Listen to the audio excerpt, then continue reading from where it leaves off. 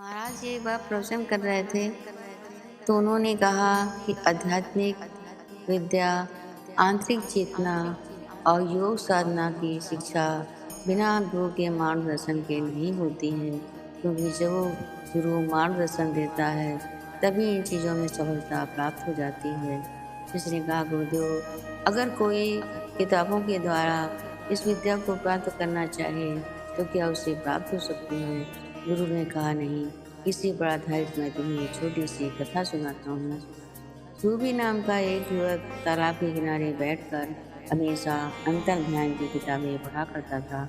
अंतर ध्यान की किताबें पढ़ते पढ़ते उसे ऐसा लगता था इसी के द्वारा उसे पूर्णतः ज्ञान प्राप्त हो जाएगा।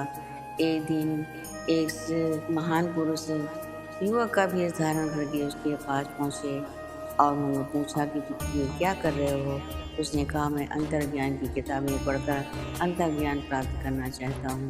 उन्होंने कहा, किताबों के द्वारा अंतर ज्ञान कभी भी प्राप्त नहीं हो सकता है।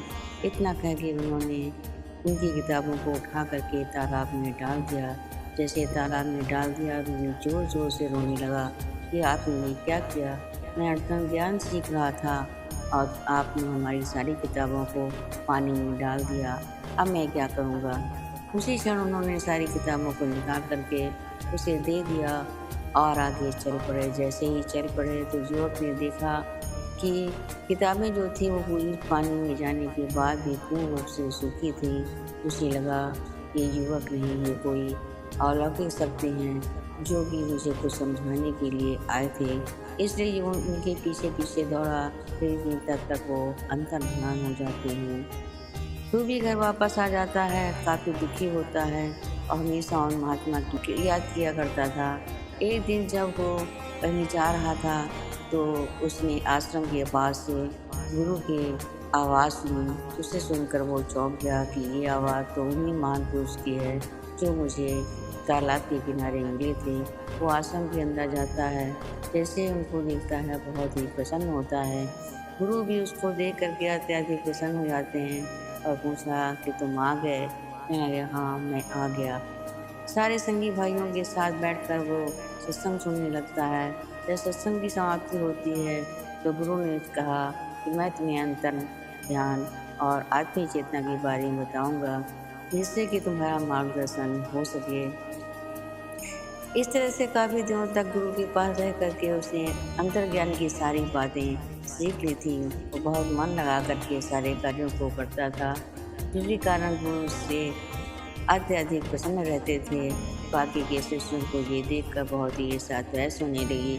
वो सोचने लगे कि गुरु उसमें ऐसा क्या देखते हैं कि उसे इतना अधिक प्यार करते हैं। एक दिन गुरु बिना बताए हुए वहाँ से अंतर्ध्यान हो जाते हैं। उनके अंतर्ध्यान हो जाने के बाद में सारे शिष्य कहने लगते हैं, तुम्हारे कारण ही गुरु ये आश्रम छोड़कर चले गए। इतने दिनों से यहाँ पढ़ रहे थे, ऐसा कभी भी नहीं हुआ था। शिष्यों के अंदर ईर्ष्या द्वेष की भावना देखकर ही गुरु ने वो आश्रम छोड़ा था। अब धीरे धीरे करके सारे शिष्य अपने घर जाने लगे, लेकिन रूबी उसी आश्रम में रहता था। एक दिन वो आश्रम का एक खंभा पकड़कर जोर से रोने लगा कि गुरुदेव, आप कहाँ हैं? मैं कब से आपको तलाश रहा हूँ, लेकिन आप मुझे कहीं दिखाई नहीं देते। आपके बिना मैं अत्यधिक परेशान हो गया हूँ। उसी क्षण उसके आसपास से आवाज़ आई कि बेटा, मैं तुम्हारे अंदर ही तो बैठा हूँ, मैं कहीं दूर नहीं जाता, मैं हमेशा तुम्हारे साथ ही रहता हूँ। एक बार तुम मुझे पुकार कर देखो, मैं हमेशा तुम्हारे साथ खड़ा रहूँगा। जब उसने ये बात सुनी तो उसे अत्यधिक आश्चर्य हुआ। कुछ दिनों के बाद वो भी अपने घर आ गया और घर आकर के योग साधना में पूर्ण रूप से लीन हो गया। गुरु के बताए हुए मार्गदर्शन पर उसने सारे कार्य करना शुरू कर दिया। जब कभी भी योग साधना में बैठता, हमेशा अंदर से आवाज़ आती कि बेटा, इसी तरह से तुम योग साधना करते रहो, मैं तुम्हारे भीतर बैठा हूँ। उस भीतर इसी के अंदर तुम्हें परमात्मा, गुरु और नाना प्रकार की शक्तियाँ प्राप्त हो जाएंगी। तो भी अत्यधिक खुश होता है। एक दिन वो योग साधना करके उठा तो उसने सामने गुरु को देखा। गुरु को देख कर उसे अत्यधिक आश्चर्य हुआ और उसने कहा, गुरुदेव, आप कहाँ चले गए थे? मैं कब से आपको ढूंढ रहा था। गुरु ने कहा, मैं कहीं जाता नहीं हूँ बेटा, मैं तो हमेशा तुम्हारे साथ ही था। अंतर की आवाज़ से जब तुमने मुझे पुकारा तो मैं तुम्हारे सामने आ गया।